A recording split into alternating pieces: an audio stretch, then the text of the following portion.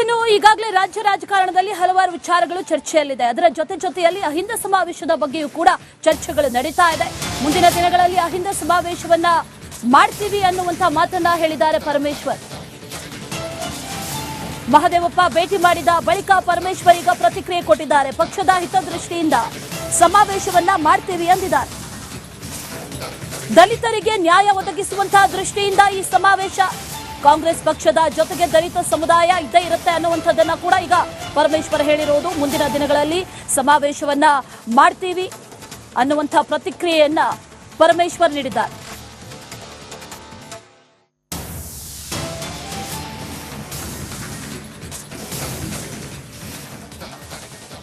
ಮುಂದಿನ ದಿನದಲ್ಲಿ ಮಾಡ್ತೀವಿ. ಸಮಾವೇಶ ಮಾಡೋದಕ್ಕೆ ಏನು ತೊಂದರೆ ಇದೆ? ಹಿಂದೆ ಹೈಕಮಾಂಡ್ನವರು ಯಾವ ಬೇರೆ ಕಾರಣಕ್ಕಾಗಿ ಸ್ವಲ್ಪ ಸ್ಥಗಿತ ಮಾಡಿ ಅಂತ ಹೇಳಿದ್ರು. ಅದನ್ನ ನಾವು ಕೂಡ ಆಯ್ತು ಅಂತೇಳಿ ಒಪ್ಕೊಂಡಿದ್ದು. ಈ ಮುಂದಿನ ದಿನದಲ್ಲಿ ಮಾಡ್ತೀವಿ. ಪಕ್ಷದ ಹಿತದೃಷ್ಟಿಯಿಂದ ಪಕ್ಷಕ್ಕೆ, ಕಾಂಗ್ರೆಸ್ ಪಕ್ಷಕ್ಕೆ ದಲಿತ ಸಮುದಾಯ ಯಾವತ್ತೂ ಕೂಡ ಕಾಂಗ್ರೆಸ್ ಪಕ್ಷದ ಜೊತೆಯಲ್ಲಿರುತ್ತೆ.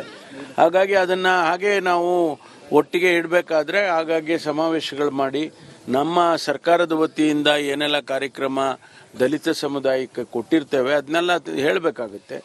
ಆಮೇಲೆ ಮುಂದಿನ ಭರವಸೆಗಳನ್ನು ಕೂಡ ಅವ್ರೇನು ಕೇಳ್ತಾರೆ ಅದಕ್ಕೆಲ್ಲ ಕೊಡಬೇಕಾಗುತ್ತೆ. ಅದನ್ನ ಮಾಡ್ತೀವಿ.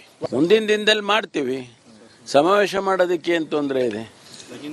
ಹಿಂದೆ ಹೈಕಮಾಂಡ್ನವರು ಯಾವ ಬೇರೆ ಕಾರಣಕ್ಕಾಗಿ ಸ್ವಲ್ಪ ಸ್ಥಗಿತ ಮಾಡಿ ಅಂತ ಹೇಳಿದ್ರು. ಅದನ್ನ ನಾವು ಕೂಡ ಆಯ್ತು ಅಂತೇಳಿ ಒಪ್ಕೊಂಡಿದ್ದು. ಈ ಮುಂದಿನ ದಿನದಲ್ಲಿ ಮಾಡ್ತೀವಿ. ಪಕ್ಷದ ಹಿತದೃಷ್ಟಿಯಿಂದ ಪಕ್ಷಕ್ಕೆ, ಕಾಂಗ್ರೆಸ್ ಪಕ್ಷಕ್ಕೆ ದಲಿತ ಸಮುದಾಯ ಯಾವತ್ತೂ ಕೂಡ ಕಾಂಗ್ರೆಸ್ ಪಕ್ಷದ ಜೊತೆಯಲ್ಲಿರುತ್ತೆ.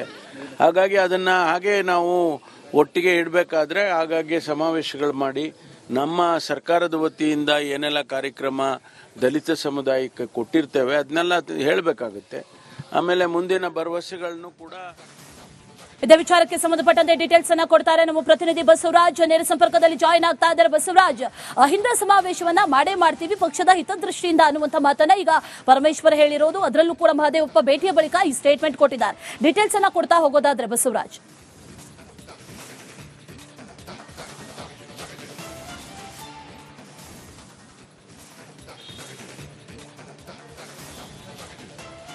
ಖಂಡಿತ ಅಶ್ವಿನಿ, ಒಂದು ಕಡೆ ರಾಜ್ಯ ರಾಜಕೀಯದಲ್ಲಿ ನವೆಂಬರ್ನಲ್ಲಿ ಸಾಕಷ್ಟು ರಾಜಕೀಯ ಬದಲಾವಣೆಗಳು ಆಗ್ತವೆ ಅನ್ನುವಂಥ ಚರ್ಚೆಗಳು ನಡೀತಾ ಇದ್ದಾವೆ. ಸಿಎಂ ಬದಲಾವಣೆ ಅನಿವಾರ್ಯವಾದ್ರೆ ಒಂದಷ್ಟು ಶಕ್ತಿ ಪ್ರದರ್ಶನ ಮಾಡಬೇಕಾದಂತ ಅನಿವಾರ್ಯತೆ ಕೂಡ ಇದೆ. ಮೊದಲನೇದಾಗಿ ಅಹಿಂದ ಸಮಾವೇಶವನ್ನು ಮಾಡಬೇಕನ್ನುವಂಥ ಉದ್ದೇಶವನ್ನ ದಲಿತ ಸಚಿವರು ಮತ್ತು ಒಂದಷ್ಟು ಸಿಎಂ ಬಣ ಇಟ್ಕೊಂಡಿರ್ತಕ್ಕಂಥದ್ದು. ಇದಕ್ಕೆ ಒಂದಷ್ಟು ಪೂರಕವಾಗಿ ಕಾರ್ಯತಂತ್ರವನ್ನು ಕೂಡ ರೂಪಿಸ್ತಾ ಇದೆ. ಇದ್ರ ಜೊತೆಗೆ ದಲಿತ ಸಿಎಂ ಕೂಗು ಕೂಡ ಜಾಸ್ತಿ ಆಗ್ತಾ ಇದೆ. ದಲಿತರಿಗೂ ಕೂಡ ಈ ಬಾರಿ ಅವಕಾಶ ಇದೆ. ಹೀಗಾಗಿ ಒಂದು ವೇಳೆ ಸಿದ್ದರಾಮಯ್ಯ ಅವರು ಬದಲಾವಣೆ ಅನಿವಾರ್ಯವಾದ್ರೆ ದಲಿತರಿಗೆ ಅವಕಾಶ ಸಿಗಬೇಕು ಅನ್ನುವಂಥ ಲೆಕ್ಕಾಚಾರದಲ್ಲಿ ದಲಿತರ ಒಳಗೊಂಡಂತೆ ಒಂದು ಸಮಾವೇಶ ಕೂಡ ಆಗಬೇಕು ಅನ್ನುವಂಥದ್ದು. ಅದು ಅಹಿಂದ ಸಮಾವೇಶವೇ ಆಗುತ್ತಾ ಅಥವಾ ದಲಿತರ ಪ್ರತ್ಯೇಕ ಸಮಾವೇಶ ಆಗುತ್ತಾ ಅನ್ನೋಂಥದ್ದು ಈಗ ಯಕ್ಷ ಪ್ರಶ್ನೆ ಆಗಿರ್ತಕ್ಕಂಥದ್ದು. ಯಾಕಂದ್ರೆ ಸತೀಶ್ ಜಾರಕಿಹೊಳಿ ಅವರು ಸೇರಿದಂತೆ ಪರಮೇಶ್ವರ್ ಅವರು, ಮಹದೇವಪ್ಪನವರು ಈ ಅಹಿಂದ ಸಮಾವೇಶ ಅನ್ನುವಂಥ ಮಾತುಗಳನ್ನು ಹೇಳ್ತಾ ಇದ್ದಾರೆ. ಆದ್ರೆ ದಲಿತ ನಾಯಕರ ಹೆಸರು ಪದೇ ಬರ್ತಾ ಇರತಕ್ಕಂಥ ಹಿನ್ನೆಲೆಯಲ್ಲಿ ಮುನ್ನೆಲೆಗೆ ತರಬೇಕನ್ನುವಂಥ ಅನಿವಾರ್ಯತೆ ಆದ್ರೆ ಮುಂದಿನ ದಿನಗಳಲ್ಲಿ ಆ ದಲಿತ ನಾಯಕರೆಲ್ಲರೂ ಸೇರಿ ಒಂದು ಸಮಾವೇಶ ಮಾಡಬಹುದು. ಅದು ಸರ್ಕಾರದ ಹೊರತುಪಡಿಸಿಯೂ ಕೂಡ ಆಗುವಂತ ಸಾಧ್ಯತೆ ಇದೆ. ಯಾಕಂದ್ರೆ ದಲಿತರಿಗೆ ಅವಕಾಶ ಕೊಡಬೇಕು ಅನ್ನುವಂಥ ಒತ್ತಡ ಸರ್ಕಾರದ ಹೊರಗಡೆ ಇರತಕ್ಕಂಥವ್ರದ್ದು ಕೂಡ ಸಾಕಷ್ಟು ಒತ್ತಡಗಳಿರೋ ಕಾರಣಕ್ಕಾಗಿ ಒಂದು ಸರ್ಕಾರದಲ್ಲಿ ಇದ್ದವರಿಗೆ ಅವಕಾಶ ಸಿಗದೆ ಹೋಗಬಹುದು. ಯಾಕಂದ್ರೆ ಹೈಕಮಾಂಡ್ ಈ ಹಿಂದೆ ದಲಿತ ಸಮಾವೇಶಕ್ಕೆ ಒಂದಷ್ಟು ಕಡಿವಾಣವನ್ನು ಹಾಕಿತ್ತು. ಈಗ ಮತ್ತೆ ಹೊಸದಾಗಿ ನಾವು ಸಮಾವೇಶ ಮಾಡ್ತೇನೆ ಅಂದ್ರೆ ಅದಕ್ಕೆ ಅವಕಾಶ ಬಸವರಾಜ್ ಹಾಗೆ ಸಂಪರ್ಕದಲ್ಲಿರಿ. ಆಲ್ ರೈಟ್, ಬ್ರೇಕಿಂಗ್ ಅಪ್ಡೇಟ್ ಬರ್ತಾ ಇದೆ. ನವೆಂಬರ್ ಕ್ರಾಂತಿ ಎಲ್ಲವೂ ಕೂಡ ಹೈಕಮಾಂಡ್ ತೀರ್ಮಾನ ಅಂತ ಬೆಂಗಳೂರಿನಲ್ಲಿ ಗೃಹ ಸಚಿವ ಡಾಕ್ಟರ್ ಜಿ ಪರಮೇಶ್ವರ್ ಪ್ರತಿಕ್ರಿಯೆ ಕೊಟ್ಟಿದ್ದಾರೆ. ನಾನು ಸಿಎಂ ಇಬ್ಬರು ಇದರ ಬಗ್ಗೆ ಮಾತಾಡಿದ್ದೇವೆ. ಈ ವಿಚಾರದಲ್ಲಿ ಹೈಕಮಾಂಡ್ ತೀರ್ಮಾನವೇ ಅಂತಿಮವಾಗತ್ತೆ ಅಂತ ಡಾಕ್ಟರ್ ಜಿ ಪರಮೇಶ್ವರ್ ಹೇಳಿದ್ದಾರೆ. ನವೆಂಬರ್ ಕ್ರಾಂತಿ ಅದು ಇದು ನೀವೇನೇ ಹೇಳಿದ್ರು ಅದೆಲ್ಲವೂ ಹೈಕಮಾಂಡ್ ತೀರ್ಮಾನ ಅಂತ ಹೇಳಿದ್ದಾರೆ. ಅಷ್ಟೆಲ್ಲ ಈ ವಿಚಾರದಲ್ಲಿ ನಾನು ಮತ್ತೆ ಸಿಎಂ ಮಾತನಾಡಿದೀವಿ ಅಂತ ಕೂಡ ಗೃಹ ಸಚಿವ ಪರಮೇಶ್ವರ್ ಹೇಳಿದ್ದಾರೆ.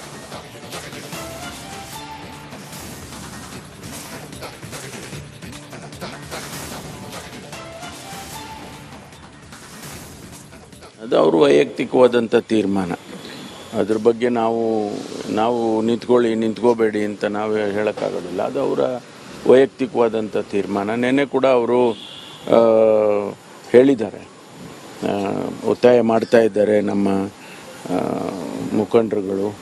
ಅದನ್ನು ನಾನು ಮುಂದೆ ತೀರ್ಮಾನ ಮಾಡ್ತೀನಿ ಅಂತ ಹೇಳಿದ್ದಾರೆ. ಅದು ಅವರು ವೈಯಕ್ತಿಕವಾದಂಥ ತೀರ್ಮಾನ. ಅದ್ರ ಬಗ್ಗೆ ನಾವು ನಿಂತ್ಕೋಬೇಡಿ ಅಂತ ನಾವು ಹೇಳೋಕ್ಕಾಗೋದಿಲ್ಲ. ಅದು ಅವರ ವೈಯಕ್ತಿಕವಾದಂಥ ತೀರ್ಮಾನ. ನೆನ್ನೆ ಕೂಡ ಅವರು ಹೇಳಿದ್ದಾರೆ, ಹೈಕಮಾಂಡ್ನಲ್ಲಿ ಏನು ತೀರ್ಮಾನ ಆಗುತ್ತೆ ಅದೇ ಅಂತಿಮ. ಅದನ್ನು ನಾವೆಲ್ಲರೂ ಕೂಡ ಒಪ್ಕೊಳ್ತೀವಿ. ಈಗ ಆ ಪ್ರಶ್ನೆ ನಾನು ಅಂದ್ಕೊಂಡಿರೋದು, ಆ ಪ್ರಶ್ನೆ ಯಾವುದು ಕೂಡ ಉದ್ಭವ ಆಗಿಲ್ಲ. ಸುಮ್ಮನೆ ನಾವುಗಳು ಎಲ್ಲ ಹೇಳಿಕೆಗಳು ಕೊಟ್ಕೊಂಡು ಹೋಗ್ತಾ ಇದ್ರೆ ಆಡಳಿತದ ಮೇಲೆ ಇದು ಪರಿಣಾಮ ಆಗುತ್ತೆ ಅನ್ನೋದನ್ನು ಹೇಳಿದ್ದೇನೆ. ಹಾಗಾಗಿ ಈಗ ಸದ್ಯದ ಪರಿಸ್ಥಿತಿಯಲ್ಲಿ ಅಂಥದ್ದು ಯಾವುದೂ ಪ್ರಶ್ನೆ. ಆಲ್ ರೈಟ್, ಏನ್ ನಡೀತಾ ಇದೆ ಕಾಂಗ್ರೆಸ್ ಒಳಮನೆಯಲ್ಲಿ ಇನ್ನಷ್ಟು ಅಪ್ಡೇಟ್ ನ ಪಡ್ಕೊಳ್ಳೋಣ. ನಮ್ಮ ಪ್ರತಿನಿಧಿ ಬಸವರಾಜ್ ಲೈವ್ ಕನೆಕ್ಟ್ ಇದ್ದಾರೆ. ಬಸವರಾಜ್, ಡಾಕ್ಟರ್ ಜಿ ಪರಮೇಶ್ವರ್ ಅವರ ಮಾತಿನ ಮರ್ಮ ಏನು? ಅವರೆಲ್ಲೂ ಕೂಡ ಇದು ಯಾವುದೇ ಕಾರಣಕ್ಕೂ ಕ್ರಾಂತಿಗಿಂತಿ ಏನೂ ಇಲ್ಲ, ಈಗ ಹೇಗಿದೆಯೋ ಹಾಗೆ ಮುಂದುವರಿತೆ ಆ ಥರ ಏನು ಹೇಳಿಲ್ಲ. ಹೈಕಮಾಂಡ್ ತೀರ್ಮಾನ ಅಂತ ಹೇಳಿದ್ದಾರೆ. ಅಷ್ಟೇ ಅಲ್ಲ, ನಾನು ಸಿದ್ದರಾಮಯ್ಯನವರು ಈ ಬಗ್ಗೆ ಮಾತನಾಡಿದೀವಿ ಅಂತ ಕೂಡ ಹೇಳಿದ್ದಾರೆ. ಏನೆಲ್ಲ ನಡೀತಾ ಇದೆ ಕಾಂಗ್ರೆಸ್ನಲ್ಲಿ?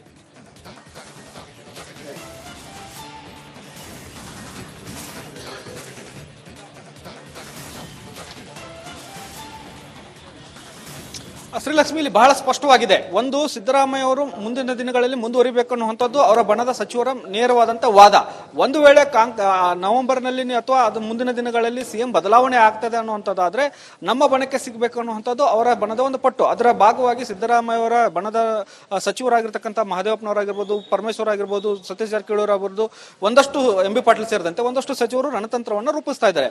ಯಾವುದೇ ಕಾರಣಕ್ಕೂ ಕೂಡ ಡಿ.ಕೆ ಶಿವಕುಮಾರ್ ಅವರ ಕೈಗೆ ಪಟ್ಟ ಹೋಗಬಾರ್ದು ಅನ್ನುವಂಥ ನಿಟ್ಟಿನಲ್ಲಿ ಒಂದಷ್ಟು ರಣತಂತ್ರ ಆಗ್ತದೆ. ಇದರ ಜೊತೆಗೆ ದಲಿತ ಸಿಎಂ ಕೂಗು ಕೂಡ ಮುನ್ನೆಲೆಗೆ ಬಂದಿರೋದ್ರಿಂದ ಸಹಜವಾಗಿ ದಲಿತ ಕಾರ್ಡ್ ಪ್ರಯೋಗ ಮಾಡಿ ಈ ಬಾರಿ ಒಂದಷ್ಟು ದಲಿತರಿಗೆ ಸಿಎಂ ಪಟ್ಟ ತೆಗೆದುಕೊಳ್ಳಲೇಬೇಕು ಅನ್ನುವಂಥ ಹಠಕ್ಕೆ ಬಿದ್ದಂತೆ ಕಾಣಿಸ್ತಾ ಇದೆ. ಈ ನಿಟ್ಟಿನಲ್ಲಿ ಪರಮೇಶ್ವರ್ ಅವರು ಕೂಡ ಮಾತನಾಡಿದ್ದನ್ನು ನೀವು ಗಮನಿಸಿರಬಹುದು. ಪರಮೇಶ್ವರ್ ಅವರು ಹೇಳ್ತಕ್ಕಂಥದ್ದು ಸಿದ್ದರಾಮಯ್ಯ ಅವರು ಮುಂದುವರಿತಕ್ಕಂಥ ಸಂದರ್ಭ ಇದೆ, ಆದರೆ ಬದಲಾವಣೆ ಅನಿವಾರ್ಯ ಆದರೆ ನಾನು ಸೇರಿದಂತೆ ಅಂದ್ರೆ ಪರಮೇಶ್ವರ್ ಅವರು ಕೂಡ ಸಿಎಂ ಸ್ಥಾನದ ಪ್ರಬಲ ಆಕಾಂಕ್ಷಿಯಾಗಿದ್ದಾರೆ. ಅವರು ಕೂಡ ಸಿಎಂ ಅವರು ಕೂಡ ಅವರಿಗೆ ಒಂದಷ್ಟು ಸಪೋರ್ಟ್ ಮಾಡೋಕ್ಕೂ ಕೂಡ ತಯಾರಾಗಿದ್ದಾರೆ. ಹಾಗಾಗಿ ಆ ನಿಟ್ಟಿನಲ್ಲಿ ಒಂದು ದಲಿತ ಕಾರ್ಡ್ ಒಂದು ಪ್ರಯೋಗ ಮಾಡಿ ಮುಂದಿನ ದಿನಗಳಲ್ಲಿ ಸಿಎಂ ಬದಲಾವಣೆ ಆದ್ರೆ ದಲಿತರಿಗೆ ಸಿಗಬೇಕು ಅನ್ನುವಂಥ ಒಂದು ಪ್ರಯತ್ನ ನಡೀತಾ ಇದೆ. ಅದನ್ನು ಹೊರತುಪಡಿಸಿಯೂ ಕೂಡ ಬೇರೆ ಸಮುದಾಯದ ನಾಯಕರ ಅಥವಾ ಸಮರ್ಥ ನಾಯಕರಿಗೆ ಕೊಡಬೇಕು ಅನ್ನುವಂಥ ಇರಾದೆ ಏನಾದರೂ ಹೈಕಮಾಂಡ್ಗೆ ಇದ್ರೆ ಅದು ಸಿಎಂ ಬಣದವರಿಗೆ ಆಗ್ಬೇಕು ಅನ್ನುವಂಥ ಲೆಕ್ಕಾಚಾರದಲ್ಲಿ ಒಂದಷ್ಟು ಪ್ರಯತ್ನಗಳು ನಡೀತಾ ಇದಾವೆ. ಅದರ ಭಾಗವಾಗಿ ಸಚಿವರು ಕೂಡ ಹಿಂದೆ ಹೇಳ್ತಾ ಇದ್ರು ಸಿದ್ದರಾಮಯ್ಯ ಅವರೇ ಮುಂದುವರಿತಾರೆ, ಯಾವುದೇ ಬದಲಾವಣೆ ಇಲ್ಲ ಅಂತ. ಆದ್ರೆ ಈಗ ದಿನದಿಂದ ದಿನಕ್ಕೆ ಅವರ ಹೇಳಿಕೆಗಳು ಒಂದು ರೀತಿಯಲ್ಲಿ ಕ್ಷೀಣಿಸ್ತಾ ಇದಾವೆ. ಹೈಕಮಾಂಡ್ ಎಲ್ಲವನ್ನು ನಿರ್ಧಾರ ಮಾಡುತ್ತೆ ಅನ್ನುವಂಥ ಹೇಳಿಕೆಗಳನ್ನ ಕೊಡ್ತಾ ಇದ್ರೆ, ಹೈಕಮಾಂಡ್ ನಿರ್ಧಾರವೇ ಅಂತಿಮ ಅನ್ನುವಂಥ ಮಾತನ್ನು ಕೊಡ್ತಾ ಇದ್ದಾರೆ. ನಿನ್ನೆ ಸಿದ್ದರಾಮಯ್ಯ ಅವರು ಕೂಡ ಅದನ್ನೇ ಉಚ್ಚಾರ ಮಾಡಿದ್ದಾರೆ, ಹೈಕಮಾಂಡ್ ಒಪ್ಪಿದ್ರೆ ನಾನು 5 ವರ್ಷ ಇರ್ತೇನೆ ಅನ್ನುವಂಥದ್ದು. ಹಾಗಾಗಿ ಹೈಕಮಾಂಡ್ ಮನಸ್ಸಲ್ಲಿ ಏನಿದೆ ಅನ್ನುವಂಥದ್ದು ಇನ್ನೂ ಕೂಡ ಯಾರಿಗೂ ಕೂಡ ಗೊತ್ತಾಗ್ತಾ ಇಲ್ಲ. ಹಾಗಾಗಿ ಹೈಕಮಾಂಡ್ ಯಾವ ರೀತಿಯಾದಂಥ ನಿರ್ಧಾರವನ್ನ ಬಿಹಾರ್ ಚುನಾವಣೆ ಬಳಿಕ ತೆಗೆದುಕೊಳ್ಳುತ್ತಾ ಅಥವಾ ಮುಂದಿನ ಮಾರ್ಚ್ ಏಪ್ರಿಲ್ ತೆಗೆದುಕೊಳ್ಳುತ್ತಾ ಅನ್ನುವಂಥದ್ದು ಬಹಳ ಪ್ರಮುಖ ಆಗುತ್ತೆ. ಆದ್ರೆ ನವೆಂಬರ್ನಲ್ಲಿ ಒಂದಷ್ಟು ಬದಲಾವಣೆ ವಿಚಾರವಾಗಿ ಹೈಕಮಾಂಡ್ ಅಂತೂ ಸಭೆ ಮಾಡೋದಂತೂ ಪಕ್ಕಾ ಆಗಿದೆ. ಅದು ಯಾವಾಗ ಅನ್ನುವಂಥದ್ದು ನಿಗದಿ ಆಗಬೇಕಾಗಿದೆ. ಒಂದು ಸಚಿವ ಸಂಪುಟ ಪುನರ್ರಚನೆ ಅಷ್ಟಕ್ಕೆ ಸೀಮಿತ ಮಾಡುತ್ತಾ ಅಥವಾ ಅಧಿಕಾರವನ್ನ ಬದಲಿ ಮಾಡೋದಾದ್ರೆ ಅದಕ್ಕೆ ಡೆಡ್ ಲೈನ್ ಅನ್ನ ಯಾವುದಾದ್ರೂ ಒಂದು ಡೆಡ್ ಲೈನ್ ಅನ್ನ ನಿಗದಿಪಡಿಸುತ್ತಾ ಅನ್ನುವಂಥದ್ದು ಬಹಳ ಪ್ರಮುಖವಾಗಿದೆ. ಅದರ ಹಿನ್ನೆಲೆಯಲ್ಲಿ ಸಾಕಷ್ಟು ಬೆಳವಣಿಗೆಗಳು ರಾಜಕೀಯದಲ್ಲಿ ನಡೀತಾ ಇದಾವೆ. ಸಚಿವರು ತಮ್ಮ ತಮ್ಮ ಸಮುದಾಯದ ನಾಯಕರನ್ನ ಒಗ್ಗೂಡಿಸುವಂತ ಕೆಲಸಗಳು ಆಗ್ತಾ ಇದಾವೆ. ಜೊತೆಗೆ ಸಿಎಂ ಬಣವು ಕೂಡ. Thank you Basavaraj, ಡೀಟೇಲ್ಸ್ಗಾಗಿ.